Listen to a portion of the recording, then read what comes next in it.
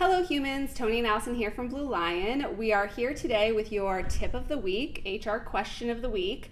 And today's question we get pretty often, COBRA. What is it and do I have to offer it? Start with what is it? I'm going to read this from the teleprompter. It is the Consolidated Omnibus Budget Reconciliation Act. Should have been called Continuation of Benefits Something Act. Yeah. That's what it Just should have that. been. Continuation Just that. of benefits. Yeah. Not real sure why they gave it quite the name. Yeah. But that's what it is. Yeah. Essentially what it states is, should an employee lose coverage, there's various reasons, they have the ability to continue the coverage by paying for the premium themselves. Yeah. So there's two different levels of COBRA when we talk about COBRA.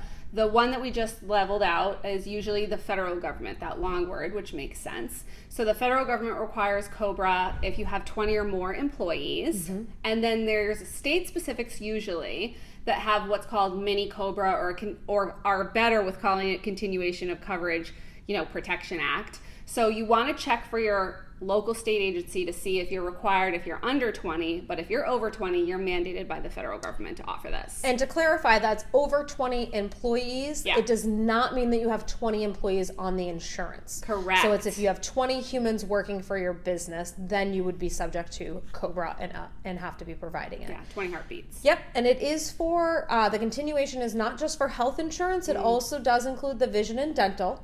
So an employee would have the ability to continue that coverage by paying, again, the premium. You are also able to charge a 2% administration fee. So they could, in fact, be paying, but no more than 102% of the premium. Now, that's the premium of the full insurance. So a lot of times as employers, when we're offering insurance, we're covering a portion of it. So an example may be you offer health insurance and you're paying 70% of the premium, and on a weekly or biweekly basis, the employee is having deducted out of their payroll 30%. So it's a 70-30 split. Now, when you're going under COBRA, they're not doing 30%, they're covering the full 100%. So by offering COBRA, this is not meaning that I have to continue paying my portion as the employer. It just means I have to continue to allow you the opportunity to be covered on a group health plan. Yeah.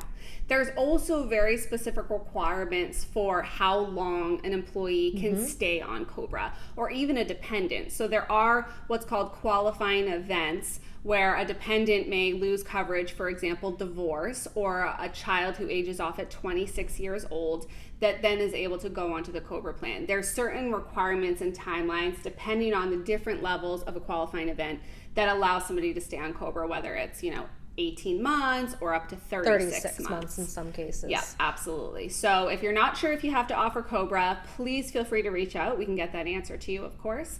But that is what COBRA is. Don't forget to like, subscribe, and share our channel so your friends can be as smart as you are.